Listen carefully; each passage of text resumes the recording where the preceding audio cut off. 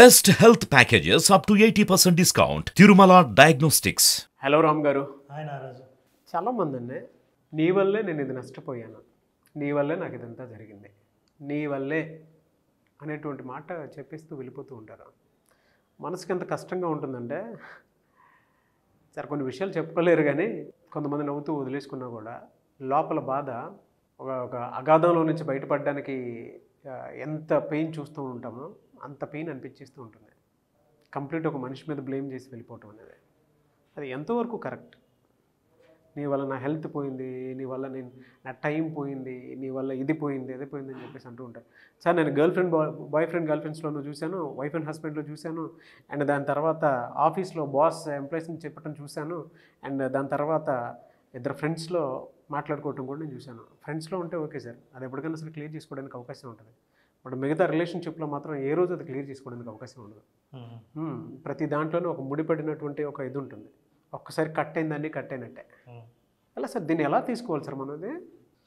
నీ వల్లే నేను చాలా కోల్పోయాను అని అనడంలో కొంత వాస్తవం ఉండొచ్చు, కానీ వాస్తవానికంటే మించిన తృప్తి ఎక్కువ ఉంటుంది. ఎందుకంటే నా వల్ల నేను కోల్పోలేదు, నీ వల్లే కోల్పోయాను అన్నప్పుడు నా అహం చాలా సంతోషపడుతుంది. ఎందుకంటే నా పతనానికి కానీ నా ఫెయిల్యూర్కి కానీ నేను కారణం కానప్పుడు, కారణం ఇతరులు అయినప్పుడు ఇక నేను కష్టపడాల్సిన అవసరం ఏముంది? నేను సొల్యూషన్ కనుక్కోవాల్సిన అవసరం ఏముంది? సో దీన్ని విక్టిమ్ మైండ్ సెట్ అంటాం. ఈ విక్టిమ్ మైండ్ సెట్ ఏంటంటే, నేను పరిస్థితులకు వ్యక్తులకు బలి అయిపోయాను, వాళ్ళు నన్ను బలి చేశారు, పరిస్థితులు నన్ను ఎదగకుండా చేశాయి, వ్యక్తులు నన్ను మోసం చేశారు, ఎమోషనల్గా నన్ను వాడుకున్నారు. ఇది ఒక కార్డ్. ఎస్, నిజమే అయ్యుండొచ్చు.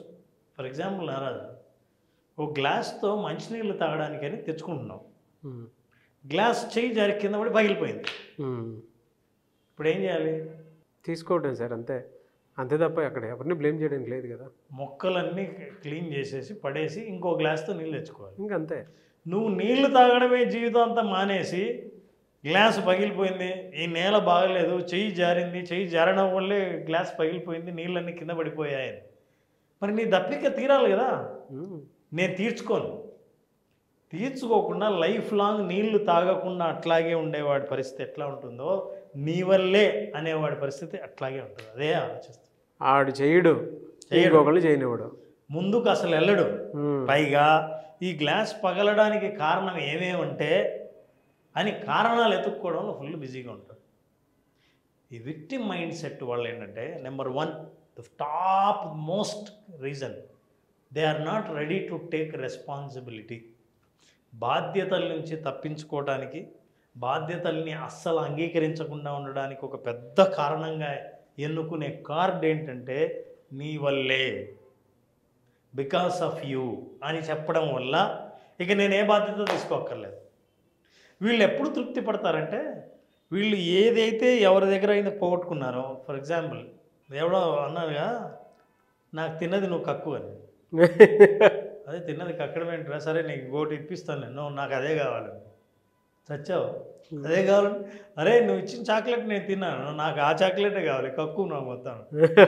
నువ్వు కక్కలేవు, ఇవ్వలేవు, వేరేది ఇస్తే తీసుకోడు, నాకు ఆ చాక్లెటే కావాలి. విక్టిమ్ ఎగ్జాక్ట్లీ ఏంటంటే, తను ఏది కోల్పోయాడో ఎవరి దగ్గరైనా అది తిరిగి కావాలి. నువ్వు నన్ను ఎమోషనల్గా అబ్యూజ్ చేసావు, నన్ను బాధ పెట్టావు, ఇప్పుడు నన్ను బాధ వెనక్కి తీసుకోవాలి. ఎవడు తీసుకుంటాడు? ఎట్లా తీసుకుంటాడు? నువ్వు బాధ నుంచి బయటపడి ఇంకా డెవలప్ అవ్వడం ఎట్లా అని ఆలోచించాలంటే బాధ్యత తీసుకోవాలి. ఈ బాధ్యత నుంచి తప్పించుకోవాలంటే నేను బ్లేమ్ చేయాలి. నిన్ను ఎట్లాంటి బ్లేమ్ చేయాలి? నువ్వు కూడా రిపేర్ చేయలేనది బ్లేమ్ చేయాలి. నాకు అదే చాక్లెట్ కావాలి, అదే ఎమోషన్ నాకు తిరిగి ఇవ్వాలి. అప్పుడు బాధ పెట్టావే, ఆ రోజుల ముందు నాకు మళ్ళీ ఇవ్వాలి. పెళ్లి చేసుకొని నన్ను బాధ పెట్టావు కదా, ఇప్పుడు నాకు పెళ్ళి కాని ముందు రోజులు కావాలి. ఇప్పుడు మీరు చెప్తుంటే ఆ మోడ్లోకి వెళ్ళిపోయి అక్కడి నుంచి స్టార్ట్ చేసేటువంటి వాళ్ళ కింద కామెంట్ బాక్స్లో ఆటోమేటిక్ కొన్ని పెట్టేస్తారు. ఉంటారు పీపుల్. ఎందుకంటే బ్లేమింగ్ మెంటాలిటీ ఈ ప్రపంచంలో ఏం జరిగినా సరే అందరూ నాకు ద్రోహం చేయడానికే ఈ ప్రపంచం ఉంది అని నమ్ముతారే, వాళ్ళందరి బ్లేమింగ్ మైండ్ సెట్ ఉంటుంది. విక్టిమ్ మైండ్ సెట్ ఉంటారు. పైగా ఈ భూమి మీద నేను ఒక్కడిని, మీరందరూ ఒకవైపు, నేను ఒకవైపు అని అనుకుంటూ ఉంటారు. వీళ్ళకి సొల్యూషన్ ఇచ్చినా తీసుకోరు తెలుసా. సొల్యూషన్ ఇస్తే ఆ సొల్యూషన్ ఎందుకు పనికిరాదో చెప్తారు మీకే. దాంతో అంటే సొల్యూషన్ కూడా అంగీకరించరు. ఇప్పుడేంటి, నా జీవితంలో తృప్తి ఏదంటే జీవితాంతం అవతల వాళ్ళ తప్పుని ఎత్తి చూపుతూ నేనేమీ పని చేయకపోవడానికి, నేను డెవలప్ కాకపోవడానికి, సక్సెస్ కాకపోవడానికి వాళ్ళే కారణం అన్న సింపతిని సంపాదించుకుంటూ దాన్నే ఆహారంగా బతుకుతూ ఉంటారు. ఎగ్జాక్ట్లీ. ఇది వాళ్ళకి అద్భుతమైన మానసికమైన శారీరకమైన తృప్తిని ఇస్తుంది. శరీరం కూడా ఎట్లంటే మళ్ళీ ఒళ్ళు బద్ధంగా ఉంటారు కదా, కదలకుండా ఆ తృప్తిని పొందుతూ ఉంటారు. సో ఇలాంటి విక్టిమ్ మైండ్ సెట్ ఉన్న వాళ్ళు ఏంటంటే లర్న్డ్ హెల్ప్లెస్నెస్ అంటారు సైకాలజీలో. అంటే నిస్సహాయ స్థితిని నేర్చుకున్నారు. పైగా వాళ్ళు ఈ లోపల చాలా నేర్చుకొని ఏముంటారంటే అవతల వాళ్ళని కన్విన్స్ చేయడం. నాది నిస్సహాయ స్థితి అని మిమ్మల్ని అందరినీ కన్విన్స్ చేస్తే నా దగ్గర నుంచి ఏమి ఎక్స్పెక్ట్ చేయరు కదా. మీరేమి ఎక్స్పెక్ట్ చేయకపోతే నేను హాయిగా ఉండొచ్చు కదా. ఇది మళ్ళీ వాళ్ళకు తెలియని deep satisfaction they are getting. ఆ లర్న్డ్ హెల్ప్లెస్నెస్ నుంచి బయటపడకపోతే, ఈ విక్టిమ్ మైండ్ సెట్ నుంచి బయటపడకపోతే, ఈ బ్లేమింగ్ మైండ్ సెట్ నుంచి బయటపడకపోతే వాళ్ళు ఎప్పుడు నీ వల్లే నేను చాలా కోల్పోయానన్న ఒక్క సెంటెన్స్తో జీవితాంతం నడిపిస్తూనే ఉంటాను. అసలు వాళ్ళకి సెన్స్ రాదా సార్ అసలు? చాలా కష్టం. నెంబర్ 1 ఏంటంటే first they have to realise నా ఆలోచన తీరు చాలా ప్రమాదకరమైంది అనే విషయం వాళ్ళు తెలుసుకోవాలి. అది ఎప్పటికి వస్తుంది సార్? అది ఎప్పటికి వస్తుందంటే మొత్తం కోల్పోయి ఇక రిపేర్ చెయ్యలేని ఇంత డ్యామేజ్ అయిపోయిన తర్వాత లైఫ్ అప్పటికి వచ్చినా సరే శరీరం మనసు సహకరించదు. అయితే ఇలాంటివి ఏవైనా సరే ప్రోగ్రామ్ చూసినప్పుడు కానీ, ఇట్లాంటి చర్చ వచ్చినప్పుడు కానీ, ఇతరులతో వాళ్ళు చూసినప్పుడు వాళ్ళ సమకాలీకుల కంటే వీళ్ళు చాలా వెనకబడి ఉంటారు. బహుశా అది ఒక టిప్ ఆలోచించాల్సిన అవసరం. నేను ఎందుకు ఇంత వెనకబడి ఉన్నాను, నాలో ఏమైనా తప్పు ఉందా? అందరూ గ్రో అవుతూ ఉంటారు, మీరు మాత్రం గ్రో అవ్వరు, తప్పు ఉందా? రెండవది, మీకు స్నేహితులు ఎవ్వరూ పర్మనెంట్గా చాలా కాలం ఉండరు. ఎందుకంటే నిన్ను దగ్గరికి వచ్చేట్టు తాకినప్పటి నుంచి నీళ్ళకుండా ఓపెన్ చేసేసి నీ బాధలన్నీ చెప్పుకోవడం మొదలు పెడతావు. సో ఓవర్గా నువ్వు ఎక్కువ నీ బాధల గురించి మాట్లాడుతున్నావేమో అబ్జర్వ్ చేయాల్సిన అవసరం ఉంది. The third is a negative self talk. తన గురించే తను నెగిటివ్గా, ఇంక మన బతికింతే, మనం ఇంతకంటే డెవలప్ కాలేము, ఎన్ని ట్రై చేసినా అంతే. మొన్న ఒకసారి ఎవరో కామెంట్ పెట్టారు, నాకు ఇప్పుడు అర్థమైంది, నేను ఎన్ని నేర్చుకున్నా సరే నాకు రాసిన రాత మాత్రం మార్చుకోలేను, నేను అనుభవించాల్సిందే అని నాకు అర్థమైంది అని. దాని అర్థం ఏంటంటే ఎన్ని మార్గాలు వచ్చినా సరే నేను ఇంతే అని అనుకోవడంలోనే తృప్తి ఉంది. దాన్ని కామెంట్ దాకా కూడా తీసుకొచ్చి చూశాను ఎక్కడెవరో.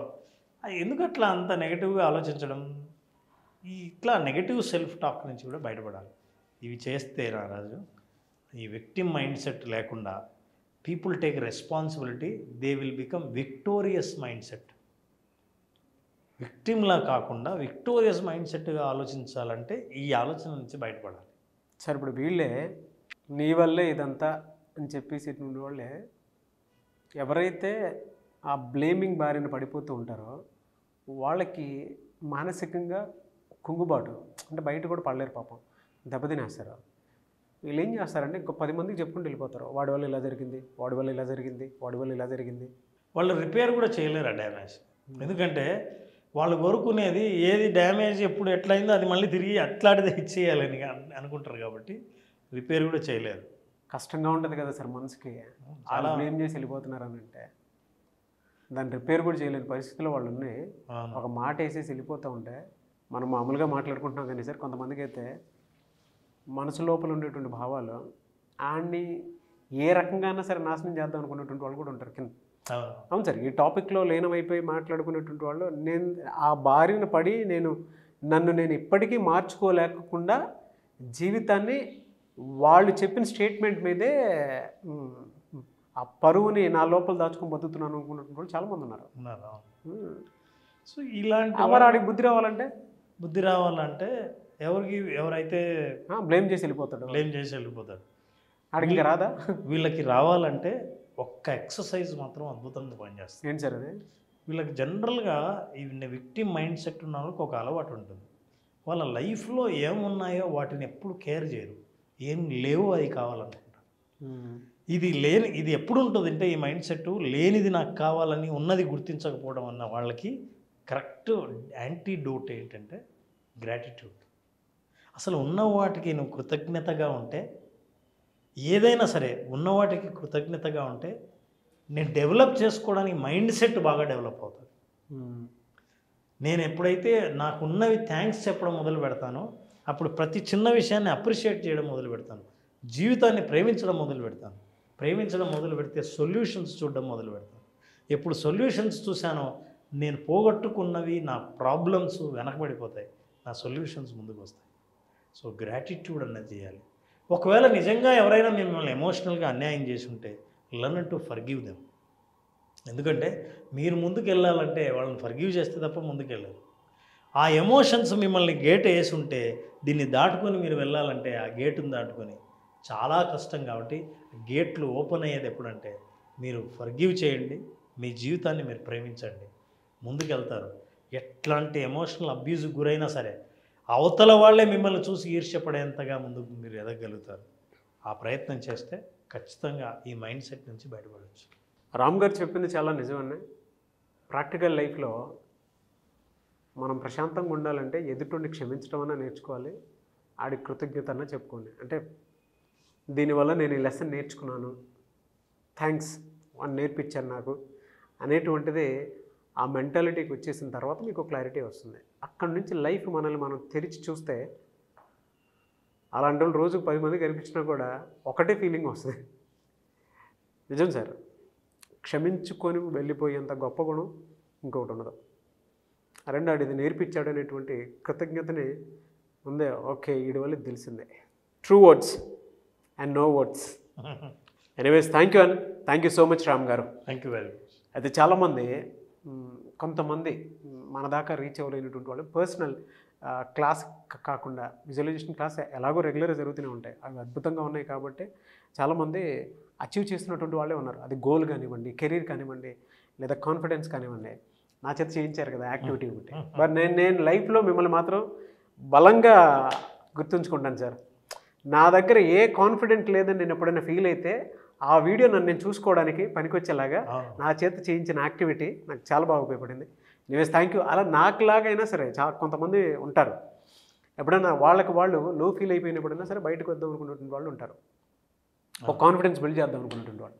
అటువంటి వాళ్ళు మిమ్మల్ని అప్రోచ్ అవ్వాలంటే, అపాయింట్మెంట్ తీసుకోవాలంటే ప్రాసెస్ ఏంటి? రెగ్యులర్ క్లాసెస్ ఎలాగో జరుగుతాయి, క్లాస్కి ఎవరైనా వస్తూనే ఉంటారు కాబట్టి ఖచ్చితంగా తీసుకోవచ్చు నారాజు. ఎవరికైనా సరే అట్లాంటి వాళ్ళు ఎవరైనా ప్రోత్సహించి వాళ్ళకున్న బలాన్ని వాళ్ళే గుర్తు చేయగలిగిన వ్యక్తి ఎవరైనా ఉంటే, వాళ్ళకే గుర్తు చేయగలిగిన వ్యక్తి ఎవరైనా ఉంటే, అంతకంటే ఒక్కోసారి ఒక్కో సందర్భంలో పెద్ద సొల్యూషన్ వేరే ఏముండదు. సో అలాంటి వాళ్ళు ఖచ్చితంగా కన్సల్ట్ అవ్వచ్చు. కింద కనిపిస్తున్న నెంబర్కి ఫోన్ చేస్తే అపాయింట్మెంట్ కూడా తీసుకోవచ్చు. Thank you sir, thank you so much Ram గారు. అది చాలామంది అడ్వాన్స్ క్లాస్ అడుగుతూ ఉన్నారు, ఎప్పుడుండే అవకాశం ఉంటుంది. ఎందుకంటే అడ్వాన్స్ విజువలైజేషన్ ఏ విధంగా ఉంటుందో ప్రతి ఒక్కరికి తెలుసు. మనం ఏదైనా ఫోకస్ చేసేటప్పుడు ఈ లెవెల్ వరకు కనిపిస్తారు, కానీ అడ్వాన్స్ లెవెల్కి వచ్చేటప్పటికి ఆ మెచ్యూరిటీ లెవెల్ కానివ్వండి, మనం చూసే విధానం కానివ్వండి, సృష్టి మారకపోవచ్చేమో కానీ దృష్టి మాత్రం డెఫినెట్గా మారుతుంది. ఖచ్చితంగా. అవును అవును సార్, అవును. ఎందుకంటే దానివల్ల ఫోకస్ పెరుగుతుంది తప్ప తగ్గదు. దాంతోపాటు మనం అచీవ్ చేయాలనుకునే దారి చాలా ఈజీగా దొరుకుతుంది. సో అడ్వాన్స్ విజువలైజేషన్ క్లాస్ ఎక్కువ మంది అడుగుతున్నారు, ఎప్పుడంటే అవకాశం ఉంటుంది. నారాజు, అడ్వాన్స్ విజువలైజేషన్ ద్వారా ప్రయోజనం పొందాలని అనుకుని లైవ్ ప్రాక్టీస్ టైంని పెంచాలని అనుకునే వాళ్ళు ఎవరైనా సరే, అలా స్టేట్ ఆఫ్ మైండ్ని కన్సిస్టెంట్గా ఒక స్థితిలో ఉంచడానికి ప్రాక్టీస్ చేయాలనుకున్న వాళ్ళందరికీ ఈ అడ్వాన్స్ విజువలైజేషన్ ద్వారా డిఫరెంట్ ఎక్స్పీరియన్సెస్, అంతేకాకుండా చాలాసార్లు యాదృచ్ఛికం మన జీవితంలో అని అనుకున్నవి, కోయిన్సిడెన్సెస్ జరుగుతున్నాయని అనుకున్న కోయిన్సిడెన్సెస్ చాలా లైఫ్లో ఎక్స్పీరియన్స్ అవ్వాలి అని అంటే అడ్వాన్స్డ్ విజువలైజేషన్ ఖచ్చితంగా అటెండ్ అవ్వాల్సింది. సో ఆ డిఫరెన్స్ తెలియడం కోసం ఖచ్చితంగా కింద కనిపిస్తున్న నెంబర్కి ఫోన్ చేస్తే, ఈ నెల 23rd అడ్వాన్స్ విజువలైజేషన్ మనం స్టార్ట్ చేస్తున్నాం. 5 days సెషన్, రోజు 1 hour. ప్రాక్టీస్ టైం ఎక్కువ ఉంటుంది, కాన్సెప్ట్స్, దెన్ ఈచ్ కాన్సెప్ట్ తర్వాత వెంటనే ప్రాక్టీస్. సో అట్లా ప్రాక్టీస్ టైంని పెంచి వాళ్ళని అడ్వాన్స్ లెవెల్కి తీసుకెళ్ళడమే ఈ ప్రోగ్రామ్ ఉద్దేశం. సో జనవరి 23 నుంచి 2024 అడ్వాన్స్ విజువలైజేషన్ క్లాసెస్ ఉంటాయి. కాబట్టి ఆసక్తి కలిగిన వారు ఎవరైనా సరే స్క్రీన్ మీద మీకు కాంటాక్ట్ నెంబర్ కనిపిస్తుంది, దానికి మీరు కాల్ ఆర్ మెసేజ్ వాట్సాప్ చేసి ఎన్రోల్ చేసుకోవచ్చు. లేదు అని అంటే మిస్టర్ నాగ్ అఫీషియల్ 1 అని నా ఇన్స్టాగ్రామ్ ఐడి ఉంది, దానికి మీరు పర్సనల్ మెసేజ్ పెట్టినా కూడా నేను రామ్ గారి టీమ్కి ఫార్వర్డ్ చేస్తాను. Eagerly waiting for that advance visualisation class అని. సో కుదిరితే నేను కూడా అటెండ్ అవుతాను, ఎందుకంటే నేను చాలా రోజుల నుంచే అటెండ్ అవుదామని అనుకుంటున్నాను. అడ్వాన్స్ క్లాస్ ఎప్పుడు ఉంటుందా అని, ఎప్పుడెప్పుడు ఉండబోతుంది అనేటువంటి ఎదురు చూసిన వాళ్ళు నేను ఒకరిని. చాలామంది చాలా బ్యాచ్ల నుంచి అడుగుతున్నారు, వాళ్ళందరికీ ఇప్పుడు చేస్తున్నాం. Yes sir. Anyways thank you so much Ram garu, and wish you all the best. Thank you very much.